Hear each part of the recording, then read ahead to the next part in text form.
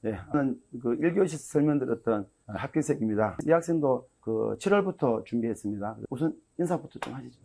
네, 안녕하세요. 저는 설명해 주셨던 것처럼 2025학년도 연세대학교 일반 편입 행정학과 최초 합한 학생입니다. 박수 한번 칩시다. 그 시작 시점하고 그리고 자기가 공부했던 그 과목들하고 그것만 개괄적으로 한번 좀 설명해 주시겠습니까? 일단은 시작했던 거는 저도 여러분들처럼 오늘 여기 공개 특강 와가지고 처음 듣고 상담하고 바로 그 자리에서 신청을 했고, 그리고 거의 7월 달이죠? 네네, 7월 달. 딱 7월 이때 신청하고 맞죠. 했습니다. 그리고 뭐 수업 들었던 거는 뭐 방학 때 했던 기본 유형편부터 시작해가지고 그 다음에 이제 연세대학교 기출, 고려대학교 기출. 제가 흔히 이제 빅3라고 설명하는 네네, 세 그쵸. 과목이 주로. 저는 다 수강했습니다. 교수님이 말씀하신 대로 다 수강했고, 그 다음에는 이제 파이널, 모의논술. 모의논술까지 저는 모두 수강했습니다. 근데 그게 과목이 세 과목인데 그럼 7, 8, 9, 10 그러면은 그 4개월 만에 세 과목을 들어야 되거든요. 네. 그러면은 그게 강의가 들어야 될 거는 세 과목이고 들어야 될 달은 4개월인데 어떻게 그럼 두 과목을 했었던 적이 있었을 것 같은데 네, 힘이 안 들었나요? 연대 기출이랑 고대 기출 그때 같이 그래. 들었는데 뭐 그렇게 저는 힘들지는 않았습니다. 저는 네. 그렇게 아까 그게 좀 힘이 들거든요.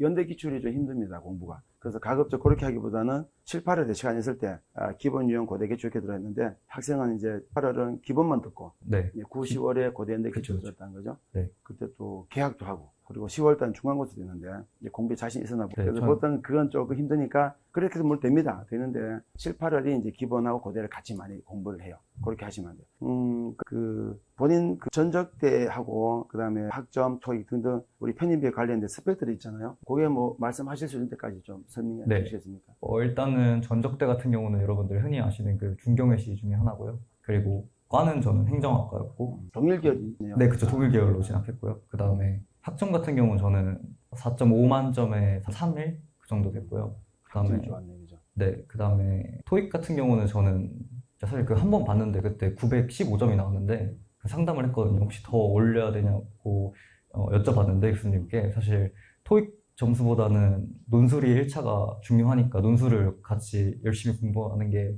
낫겠다고 하셔서 그 말 믿고 저는 그냥 915에서 더 올리진 않았어요. 정리하자면 학교는 전적대는 중경외시 그 라인 학교 중 하나입니다. 그리고 학점이 중요하죠. 학점이 좋죠. 그 서류 중에 영향력이 큰 게 학점입니다. 평점. 이렇게 얘기하면 또 점수 낮은 학생들이 큰일 났다 안 되는가. 여러분은 자꾸 사고방식이 OS로 자꾸 생각을 해요. 내가 학점이 높은 게 좋다면은 저는 낮은데 그럼 안 되는 겁니까? 이렇게 하는데 그렇지는 않고 40점이라는 그 서류평가의 일부에서 학점이 들어가고 그 학점에서 분리할 수 있다. 이렇게 보시면 되고. 그러면은 어느 정도가 높으냐? 4.5 만점에 3점대 후반은 높은 점수를 봅니다. 3.7, 8, 9는 괜찮아요. 3.5 정도가 우리가 베이스입니다. 베이스. 낮다라고는 보기 어렵지만 그 정도는 돼야 된다. 최소한. 그럼 3.5 밑으로는 보통 낮다라고. 그 학교에서 3.5, 3.0 사이도 그닥 나쁜 점수는 아니죠. 100점 만점에 80점 되니까. 그죠? 하지만 편입 준비하는 학생들은 좀 관리가 좀 돼 있어 갖고 점수가 좀 낮은 편에 속한다 보시면 되고. 하지만 작년에 제 수강생 중에 그 합격한 학생을 제가 나중에 확인을 해보니 가장 낮은 점수로 기록된 학생이 3.25였어요. 3.25 갖고 합격한 학생이 있습니다. 역대급으로서는 제가 2점대 평점 갖고도 합격한 학생이 있습니다. 자, 그리고 공인형은 어떻게 정리하시냐면은 학교에서 그 몇 점 이상이라는 최저 컷이 있어요. 그거는 무조건 확보해야 돼요. 1점도 부족하면은 학교 자체가 당연히 안 되겠죠. 대신에 연대는 그게 커트라인 기능을 합니다. 그게 스펙이 아니에요. 근데 고대는 그게 커트라인이 아니고 스펙입니다. 좀 달라요. 그러니까 연대는 필수지만 점수 높다고 유리하진 않고 고대는 필수가 아니지만 높으면 유리합니다. 우리가 고대도 같이 가기 때문에 토익은 결과론적으로 연고대를 다 본다면 높을수록 좋다. 하지만 얼만큼 되는 게 적당하냐? 최소한. 보통 900 넘으면 공부 안 해도 됩니다. 제가 이 학생 900 넘었기 때문에 하지 말라고 했던 거고 합격생 중에는 800점대 후반도 많습니다만 그래도 고대를 위해서라도 900을 넘겨서 이런 거죠. 토익 점수가 나쁘면은 고대 제출을 안 하면 되죠, 사실은. 하지만 점수를 높여서 제출하면 또 유리한 거니까, 그죠? 그렇게 정리하시면 되고. 자, 900점을 맞으면 좋다. 900점이 안 되더라도 최소 850은 넘기자. 컷이 800점이다 할지라도 너무 컷에 딱 걸려있으면은 이게 서류를 채점하는 게 사람이잖아요. 논리적으로는 그게 반영을 안 한다 해도 교수님 보실 때 800점 만점에 800점이 컷인데 800을 딱 맞춰오면은 조금 학업 능력이 좀 의심이 들 수밖에 없죠. 부정적이죠. 850은 넘기되 900은 넘기는 게 좋다. 그죠? 혹시 그 학교에서 들어가는 게 대외 활동이 있는데 본인 대외 활동은 어떤 게 있었죠? 대회 활동 같은 경우는 저는 뭐 솔직히 뭐 동아리나 학회 그런 건 한 게 없어가지고 저 같은 경우는 그 외부에서 아무래도 제가 행정학과다 보니까 서울시에서 주최하는 그런 서울 청년 정책 네트워크라는 게 있었는데 거기 참여해가지고 그거랑 같이 이렇게 연관시켜서 거기 여기 한 가지가 있었어요. 네, 저는 사실 딱히 그렇게 그게 기간이 얼마쯤 됐어요? 기간은 한 6개월? 좀 장기였던 것 같아요. 6개월에서 1년? 장기였던 거. 네. 혹시 그 성적 관련해서 제가 하나만. 예. 그럼 그냥 제가 이제. 마음껏 얘기하세요. 네네. 일반 편입이 작년에 아마 행정 11명인가요? 네, 맞아요. 그랬을 거예요. 제가 맞아요. 다 만났거든요. 다 같이. 근데 음. 제가 아까 성적이 4.31이라고 말씀드렸는데 거의 제가 제일 높은 점수였거든요. 정확히 모르지만 뭐 한 3점 후반대도 사실 많았고 그렇기 때문에 그렇게까지 높진 않아도 된다는 걸 말씀드리고 싶어요. 대신에 이제 당연히 논술은 조금 더 잘 써야 돼요. 그렇게 하지. 근데 동일결이니까 수강 과목에 대해서는 특별한 문제가 없었겠네요. 그죠? 네, 맞습니다. 이 학점 인정 받을 때도 사실 동일 계열이 되게 유리하거든요. 사실 똑같은 과목이 많아가지고 나중에 합격한다면 이게 제가 들어가겠던 게 그 얘기입니다. 여러 편입을 해서요. 4학기 만에 졸업하기가 쉽지가 않습니다. 5학기를 많이 다녀요. 근데 그 학점 인정을 해주거든요. 물론 합격한 후에이긴 하지만 어차피 공부할 거. 그것도 같이 우리가 고려하면 좋죠. 그러면 굳이 5학기 다닐 필요가 없다면 학점 인정을 몇 과목만 받으면은 이제 5학기 아니어도 충분히 4학기만 졸업할 수 있잖아요. 그걸 위해서라도 혹시라도 지금 재학생이고 비동일 계열이라면 2학기 때 수강 신청할 때 전공 과목을 두세 과목은 공부하는 게 좋겠죠. 그렇게 놓으면 자기도 유리하고 학교에도 유리하다. 이 학생이 갖고 있던 대한 것은 어느 정도가 2학년이었죠? 네, 2학년. 2학년이었고. 네. 그러면은, 주변에 혹시 아까 얘기를 좀 많이 해보셨다 했는데, 참고할 만한 다른 친구들, 뭐 학교라든가, 뭐 학년이라든가, 그런 스펙을 기억나는 게 좀 있나요? 3명은, 높은 학생들은 얘기할 필요 없어요. 그건 높으니까 좋으니까, 그죠? 학교 말씀드리면 3명은 동국대에서 왔어요. 동국대 법학과에서 많이 왔고, 아무래도 과가 행정학과다 보니까, 동국대 법학과, 그다음에 이화여대도 한 분 계셨고, 성대도 2분 정도 계셨고, 또 경희대 중대, 중경은 씨 쪽이 좀 많은 것 같아요. 토익은 보통 몇 점을 갖고 있었죠? 토익까지는 물어보진 않았는데, 그렇게 막 고득점은 사실 없었던 거. 그냥 그렇죠. 뭐 900 넘는 사람이 공부 기간은 보통 얼마쯤 됐던 것 같아요? 공부 기간 중에는 이제 제 주변에는 1년 준비한 분도 계시고 저처럼 방학 때부터 시작해서 한 학기 하신 분도 계시고 가장 짧은 다른 것 학생은 같아요. 뭐 가장 짧은 학생이요? 기억 안 나요? 네. 제가 가르쳤던 학생 중에 가장 짧았던 학생이 재작년에 12월에 온 학생이 있어요. 이거 비밀인데 12월에 와서 모의고사만 딱 3주 동안 시험 보고 붙었습니다. 그 학생은 천재냐? 여러분 들어보면은 약간 놀랄 정도로 낮은 학교입니다. 그래서 대단했던 학생이 아마 전생에 이순신 장군하고 임진왜란때 활동했던 장군 같은데 그거 말고는 설명할 방법이 없었어요. 그 학생한테 좀 미안하지만 얼굴도 기억이 잘 안 나요. 모의고사 때는 잠깐 보고 말아갖고 저한테 무지 고마워했는데 어떻게 너 붙었는 것 같아? 했더니 자기도 모르겠다. 그렇지만 분명한 한 가지가 있었다. 저는 느껴봤기 때문에 다른 걸 다 포기하고 선생님이 시키는 것만 무조건 그대로만 흉내만 내려고 애를 썼다. 그게 어떻게 보면 주요했을 수도 있어요. 그죠? 그래서 아까 말씀드렸지만 수필 같은 이렇게 프리라이팅이 아니다 절대로 1번부터 마지막 글라스트 문장까지 다 세팅이 된다. 그것만 여러분 잘 따르면 된다. 그죠? 그래서 인공지능이 글을 찍어내듯이 찍어내면 그게 답이 되거든요. 공부 방법론 얘기 나와서 그런데 논술을 해보셨습니까? 고등학교 때? 저는 한 번도 해본 적 없어요. 정말 아예 네, 맞습니다. 여기 와서 처음으로 논술을 정말 논자도 몰랐는데 개념부터 다 해가지고 완전히 노베이스였습니다. 그러면은 공부할 때 노베이스고 또 뭐 쌤은 수업은 한다지만 또 본인이 받아들이는 그 난도는 다양할 수 있는데 힘들지 않았나요? 이게 어떻게 하나 내가 공부 가능한 것인가 괜히 희망 공부는 아닌가 이런 느낌은 안 들었나요? 네, 저는 그런 느낌 없었고 처음 수업 들을 때부터 워낙 개념 정리랑 그런 걸 굉장히 오랜 시간 동안 구체적으로 설명해 주시거든요. 그리고 뭐 이렇게 쓰는 거라고 다 알려주시기 때문에 저는 크게 어려움이 없었어요. 저는 학생을 일일이 다 기억을 못 하는데 첨삭 받을 때 지적 받는 내용을 고려해 볼 때 본인이 어느 시점부터 내가 이제 논술이 좀 잡혀가는구나. 왜냐하면 첨삭할 때 지적이 많다는 것은 이제 오류가 많다는 뜻이니까 나중에 되면 지적이 좀 줄어듭니다. 본인 느끼기에는 언제부터 어느 시점부터 자기가 좀 논술이 어느 정도 답이 좀 만들어진 것 같았어요? 연고대 기출 처음 풀 때는 사실 많이 혼났거든요. 되게 어려워요, 처음 풀면은. 근데 한 연고대 기출 좀 한 중반부, 후반부 가면서 같은 패턴을 계속 반복적으로 연습하다 보니까 좀 늘어서 그때부터는 좀 덜 혼났던 것 같습니다. 기출이 좋은 게 8주 동안 기출을 한 회차씩 보잖아요. 근데 매주마다 제가 2회차 진도 나갑니다. 상상해 보시면 알아요. 그럼 굉장히 진도가 빨라요. 3시간 동안에 2회차를 푼다는 것은 문제 푸는데 2시간짜리 문제인데 그걸 4시간짜리를 강의를 하는 거잖아요. 굉장히 빨리 풀어야 되겠죠. 그렇게 하지 않고는 우리가 8주 동안에 8회차밖에 못 풀면은 공부량이 얼마 안 되죠. 그 16회차를 풉니다. 그러면 그 회차가 무한 반복 같은 효과가 있잖아요. 재심을 바꿔가면서. 나중에 되면은 그 기계적으로 막 사고가 가능해져요. 그래서 여러분 그렇게 대비를 시키는데, 그 방금 잠깐 지나가는 말투에도 나왔지만 첨삭할 때 혼났다는 표현을 많이 해요. 저는 혼낸 적이 없는데, 저희 혼났다. 이 학생은 제 기억에 딴 거는 기억 안 나고 첨삭을 새벽에 했지 않나요? 네, 저는 좀 밤늦게 했어요. 이 학생은 자기는 어느 때도 괜찮다. 이런 날 좋아합니다. 첨삭 시간이 밤늦게 할 수 있으면은 첨삭 시간 잡는 게 저는 아까 일부러 둘이 얘기하면서 작년 첨삭표를 쭉 보여줬어요. 거의 뭐 저는 보면은 그냥 세상에 그런 암호문 같은 게 없어요. 빼곡하게 이제 이름이 들어가 있는데 밤에 하는 학생들은 이제 일정하게 하죠. 근데 새벽에 하는 게 쉽지 않으니까 본인은 밤에 가능하다고 했는데 새벽 아마 제 기억에 한 2시 이때 했던 것 같아요. 그죠? 파이널 때는 그때도 했습니다.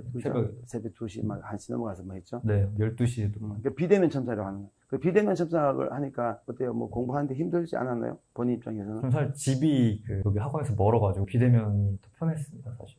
공부할 수 있는 시간도 훨씬 많고. 근데 공부 효과는 뭐 다르지 않았나요? 네, 다르지 않았어요. 사실 전 수업은 근데 다 현강으로 들어서. 무조건. 수업은 현강 들으시고. 네. 첨삭만 비대면으로 받았어가지고 크게 공부하는 데는 지장이 없었습니다.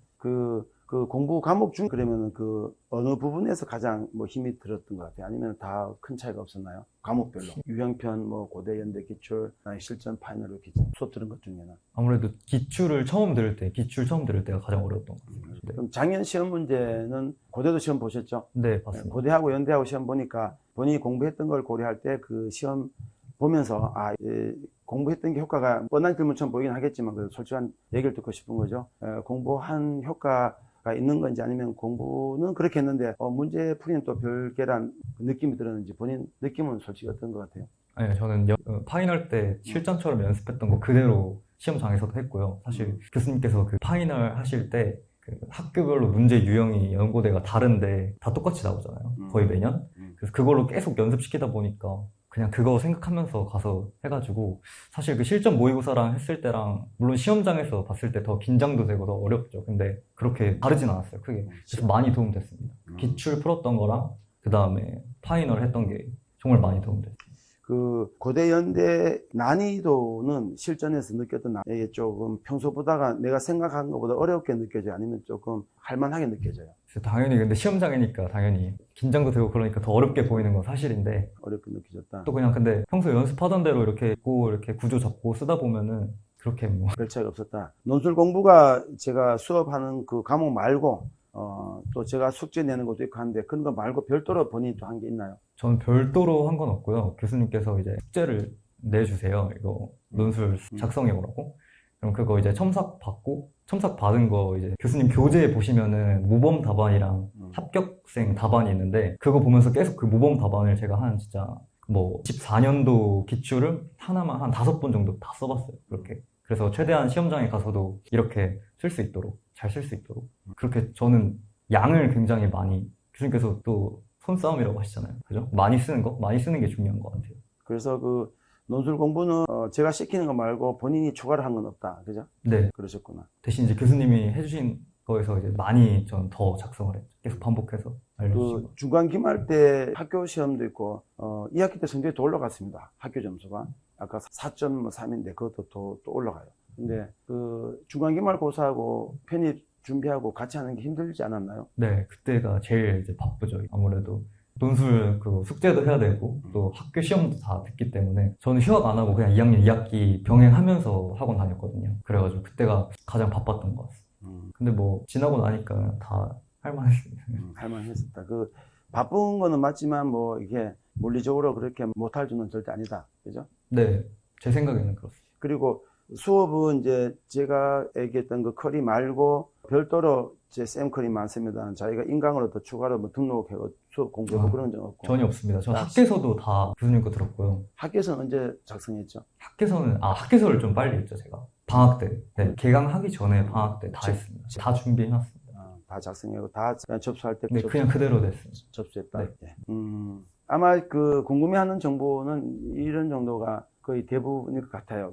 혹시 개인별로 궁금해하신 게 있나요? 설명을 너무 많이 또 잘해 드려버리면 궁금증이 다 사라지긴 한데 어떤 질문이냐면은 녹음이 돼야 되기 때문에 학업계획서 내용이 지금 아까 질문의 요점이 뭐였죠? 성적표 학교 수강 과목 말씀이죠. 학업 계획서 내용이 본인이 대학교 수강했던 과목을 충실히 반영한 학업 계획서냐, 거기에다가 플러스 외부 활동을 포함해서 이제 써넣느냐 이런 질문이죠. 네, 어떻게 하셨죠? 아무래도 일본 문항이 좀 네. 학교에서 일본 문항이랑 좀 연관된 질문 같은데 네. 저는 제가 이제 아무래도 동일 계열이다 보니까 행정학과에서 들었던 거 이렇게 수업 언급하면서 네. 했고 또 제가 또 학교에서 계속 이렇게 그냥 첫 줄부터 저는 학점에 되게 자신감이 있었어서 제가 교양을 빼면은 사실 전 전공 학점이 다 올해이거든요. 그래서 그거 이렇게 위주로 계속 네, 좀 초점을 뒀죠. 거기다가 행정학과 전공 학점은 뭐 거의 한 4.4가 넘는다 뭐 그러면서 그렇게 제가 수강했던 과목들도 저는 적은 것 같아요. 그거랑 아무래도 연관성 있으면은 교수님들도 좋아하시니까. 사실 질문은 약간 성립이 안 된 질문을 합니다. 왜 그러냐면은 그 수강 과목 위주로 쓰는 질문 항목이 있고 그 다음에 대외 활동을 기록하는 항목이 별도로 있어요. 그 학생은 수강 과목 위주로 썼냐 대외 활동을 반영했냐라고 했지만 사실은 대외 활동을 묻는 질문이 따로 있기 때문에 거기도 대외 활동을 쓰면 되는 거고 수강 과목을 활용해야 될 질문이 있기 때문에 거기는 수강 과목을 활용하면 돼요. 둘 다 들어가요. 맞아요. 그 대외 활동은 제가 말씀드렸던 그 청정넷이라고 부르는 그 청년 정책 네트워크 그거 했던 것만 좀 썼어요. 예, 맞습니다. 또 혹시 다른 질문? 예. 예, 그 연대는 이제 인문사회 모두 영어 제시문이 나옵니다. 그 영어 제시문을 위한 공부를 별도로 하였는지, 그죠? 에 관한 질문이거든요. 어떻게 하셨죠? 영어 제시문에 관한 공부라고 하신 게 그 영어 제시문을 위한 공부를 별도로 따로 준비한 별도로 하진 않았어요. 그냥 그 기출에도 어차피 다 그 영어 지문이 나오는데 사실 제가 생각했을 때 제가 뭐 그렇게 토익이 엄청 높진 않아요. 근데 읽었을 때 해석이 안 되는 거는 별로 없었어요. 저는. 그럼 이제 근데 이거는 조금 근데 개인마다 좀 다를 수는 있을 것 같아요. 근데 굳이 이제 별도로 영어 공부 안 해도 풀 수 있을 정도 난이도이냐, 그죠? 그러니까 그건 학생 경험만 얘기하면 되죠.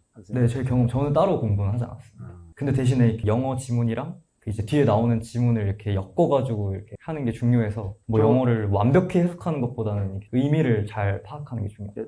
설명을 약간 덧붙이자면 이런 거요. 여러분 제가 이렇게 예를 자꾸 듣거든요. 여러분 한국말 잘하잖아요. 세계 어디 내놔도 한국말 제일 잘하는 사람일 겁니다. 근데 국어 지문을 독해를 잘하냐라고 물으면 어떻게 말하죠? 그건 다른 질문이죠. 고등학교 국어 점수가 다르잖아요. 그죠? 여러분이 논술을 저는 제 지문 독해가 안 돼요라는 말은 한국말을 못해요가 아니죠. 저는 국어를 못해요가 아니죠. 그래서 영어를 잘한다 못한다 그 질문하고 영어 제시문이 들어있는 논술 문제를 잘 푼다라는 것은 별개입니다. 그러니까 영어를 정말 잘해도 미국에 살다 온 학생한테 영어 지문을 주고 야 우리 논술 문제 이건데 너가 한번 해봐. 이건 잘하는 거 못한 별개예요. 국어를 잘해도 우리말 잘해도 국어 지문 잘하는 게 별개죠. 이거는 영어는 물론 기본적으로 번역은 할 수 있어야 되지만 번역을 하는 거지. 그 번역 능력, 학생의 질문 번역 능력까지예요. 번역 능력까지는 학생의 질문대로 번역을 잘하기 위해서 단어를 더 외워야 되냐, 우리가 독해 연습을 많이 해야 되냐라고는 우리가 물어볼 수 있지만 그거랑 영어 지문이 들어있는 그 논술 문제를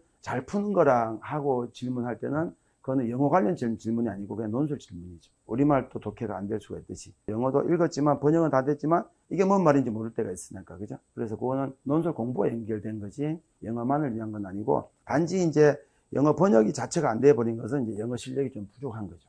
그런 사태는 없어야 되겠지만 그 난도라는 게 고등부 여러분이 수능에서 가장 어려운 제시문보다는 좀 더 어렵습니다. 그렇게 하시면 돼요. 고등부 수능에 나오는 영어 제시문에서 가장 어려운 제시문보다는 좀 더 어려운 수준이다. 이렇게 이야기 당연합니다. 대학교 시험이잖아요. 그리고 그 고등부도 영어 지문 나오죠. 연대 시험 영어 지문 나옵니다. 근데 고등부 영어 지문하고 편입 영어 지문이 다른 점은 고등부는요 내용이 선명합니다. 뭔가 모르긴 해도 교수님들 약간의 뭔가 약간 가피를 하신 것 같아요. 근데 편입은 이게 읽어도 이게 무슨 말인지 모를 때가 좀 있어요. 번역은 되는데 무슨 말, 이거는 뭐냐면은 그 고전에서 원전을 그대로 발췌해서 시험 출제해버리기 때문에 전혀 손을 안 대고 출제하는 게 좀 많아요. 그래서 학자들이 논술을 염두에 두고 자기 책을 쓰진 않잖아요.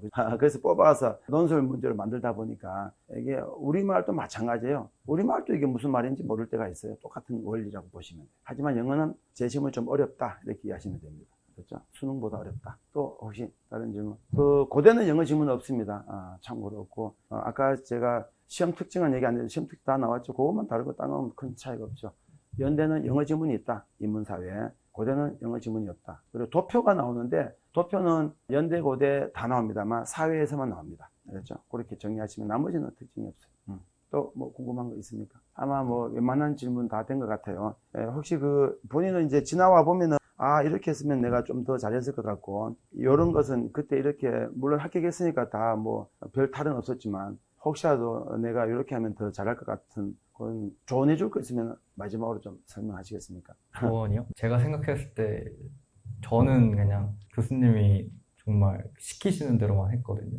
정말로 그냥 이거 들으라 했을 때 다 들었고 이렇게 차근차근 이렇게 교수님이 뭐 첨삭하실 때도 이렇게 쓰지 말고 이렇게 써라 그럼 다 그냥 반영해서 썼고 그대로 그렇게 한 4개월을 했죠. 그리고 시험 보니까 가장 좋은 조언은 그냥 교수님이 설명해 주시는 거 잘 듣고 혼자서 반복해서 혼자 연습 많이 하는 게 중요한 것 같아요. 그렇게 해야 실력이 빨리 오르기 때문에 그게 가장 큰 조언이 아닐까 생각합니다. 제가 가르쳐 본 입장에서 아쉬운 거는 그런 거예요. 이 학생 말이 그런데 제 말을 안 듣는 학생들이 있어요. 안 따라봐요. 그래서 여러 가지 이유가 있습니다. 그러니까 일단 논술이다 보니까 왜 그렇게 써야 돼? 그죠? 저항감이 생기는 거죠. 그리고 글이라는 게 우리가 칭찬은 고래도 춤추게 한다 그러잖아요. 자기는 밤새 몇 시간 동안 써왔는데 쌤 찌 끈단 말이야. 심하게 끌 때는 보자마자 1초 만에 다 끌 때도 있어요. X 그냥. 읽어볼 필요가 없을 때. 그러면 이제 막 가슴에 막 스크래치가 생기죠. 그래도 이제까지 그 공부 못한다는 소리는 안 듣고 살았는데 어디선가 이상한 아저씨가 오더니만 이게 글이 뭐냐고 다 긋고 있으니 자기는 밤새 썼는데 그래도 아주 극찬 아니더라도 그래도 이렇게 뭔가 칭찬거리 기대하고 있는데 이런 거는 예사로 발생합니다. 그리고 그런 글이 많습니다. 그땐 여러분이 그걸 즐거워해야 돼요. 여러분 저하고 여러분하고는 그런 자존심 할 수 있는 그런 짬밥이 아니요. 나이 차도 뭐 크고 그래서 그런 걸 따지지 말라고 무조건 야 이걸 내가 몰랐구나 발견을 한 겁니다. 자기가 갖고 치명적인 약점들 내가 잘못 생각했던 저 같으면 난 그게 기쁠 것 같은데 물론 제가 이렇게 그런 거 칭찬할 때 고운 얼굴을 하지 않겠죠. 웃으면서 이렇게 지적을 하지 않겠죠. 그래서 그런 거를 받아야 돼요. 이 학생은 제가 지금도 보시면 아시겠지만 표정이 그렇잖아요. 굉장히 낙천적입니다. 속으로는 모르겠지만 스트레스를 안 받았어요. 새벽 1~2시 돼갖고 자기가 이제 비대면 연결해서 보는데 스트레스 전혀 안 받습니다. 물론 실제로 그런지 모르겠어. 근데도 불구하고 그냥 막 그걸 무조건 믿고 따라가요. 대학교 성적하고 저는 논술을 굉장히 연관을 많이 시키거든요. 대학교 성적 좋은 학생들이 지방대든 아주 낮은 학교 상관이 없습니다. 전문대도 상관없어요. 성적 점수가 평점이 좋은 학생들이 논술을 잘합니다. 아무리 학교 레벨 높아도 점수가 낮은 학생들이 여기 혹시 있는지 모르겠지만 아직 제가 모르는 상태에서 말씀드리니까 논술을 잘 못합니다. 이유가 뭐냐? 공부를 그렇게 쏟아붓질 않은 거예요. 그러니까 대학교 성적도 잘 안 나왔던 겁니다. 물론 뭐 다른 이유 때문에 안 나올 수도 있죠. 자기 1학년 때 혹시라도 뭐 고등학교 반수하느라고 그런 케이스 있어요. 공부 자체를 안 했던 학생들은 논술을 하면 저한테 자꾸 저항을 해요. 왜 그렇게 해야 되냐? 자기는 안 하면서 자꾸 저항을 하는데 그걸 버리고 무조건 내가 시킨 거 따라 하세요. 그렇죠? 그게 가장 빠른 길이에요. 그러려고 저한테 학원에 비싼 등록금 내고 오는 거잖아. 그럼 내 말을 들으면 돼요. 집사님 가끔 저보고 사이비 교주 같다고 하는데 나를 믿어야 돼. 믿습니까? 믿습니다. 그렇게 해보세요. 그게 안 믿었을 때 발생하는 성공의 가능성과 믿었을 때 발생한 성공의 가능성이 어떻게 후자가 더 높잖아요. 당연히 그죠?